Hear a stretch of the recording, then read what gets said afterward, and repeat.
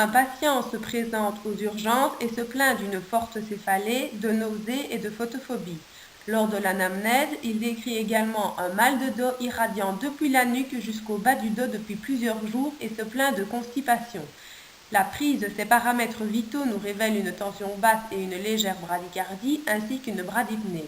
On pense alors à une méningite et afin de confirmer ce diagnostic, nous procédons à une série de tests et à une ponction du liquide céphalorachidien dont la composition se modifie en cas de méningite virale. Nous pouvons dès lors élaborer un schéma qui aurait pour centre la méningite virale aiguë. De là partiraient les signes sémiologiques, à savoir le signe de Kernig, le signe de Brudzinski et le signe de Babinski. Partirait également de la méningite virale aiguë l'infection virale du liquide céphalorachidien, provoquant une inflammation qui mènerait à la céphalée, provoquant également une atteinte du nerf vague qui mènerait à une légère constipation, à des vomissements et à des troubles végétatifs. L'infection virale provoquerait aussi une atteinte du nerf trijumeau menant à une photophobie et une atteinte des nerfs cervicaux provoquant la raideur nucale. Revenons en détail sur les signes sémiologiques des méningites. En premier, le signe de Kernig. Il correspond à l'impossibilité de s'asseoir sans fléchir les jambes. Toute tentative de passage du décubitus dorsal à la position assise s'accompagne d'un fléchissement invincible et douloureux des genoux. Le signe peut également se rechercher en pliant les cuisses sur le bassin, jambes étendues. Une douleur s'oppose à cette extension et oblige le patient à fléchir les cuisses et les jambes. Deuxièmement, le signe de Brudzinski. La flexion de la nuque provoque la flexion des jambes. Sur un malade en décubitus dorsal, toute tentative de flexion du cou s'accompagne d'une flexion et d'une adduction automatique des cuisses. Il faut également savoir que la raideur de la nuque est le signe méningé le plus précoce et le plus constant. Elle se recherche par la flexion passive de la tête sur le thorax.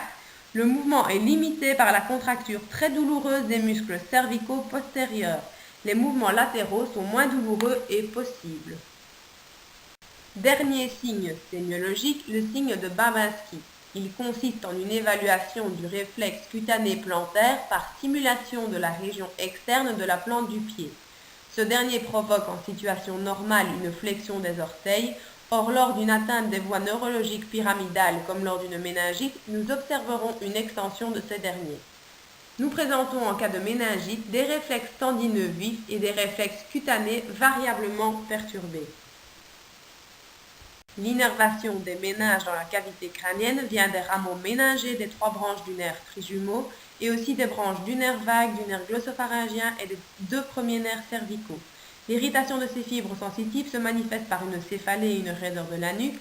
La tête est alors en hyperextension pour diminuer la tension des méninges.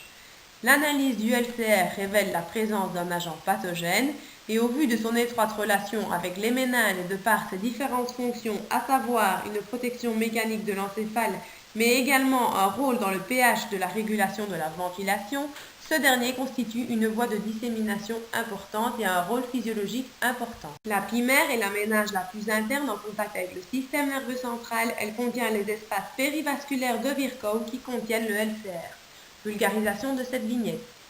Le patient souffre d'une méningite virale aiguë. Ce dernier a été infecté par un virus qui s'est disséminé dans l'organisme via le liquide céphalorachidien et a provoqué une irritation des nerfs passant à ce niveau, provoquant ainsi une raideur nucale, des maux de tête constants, des nausées inconstantes et une intolérance à la lumière. Les antalgiques sont prescrits pour la douleur, à savoir les céphalées et les maux de dos.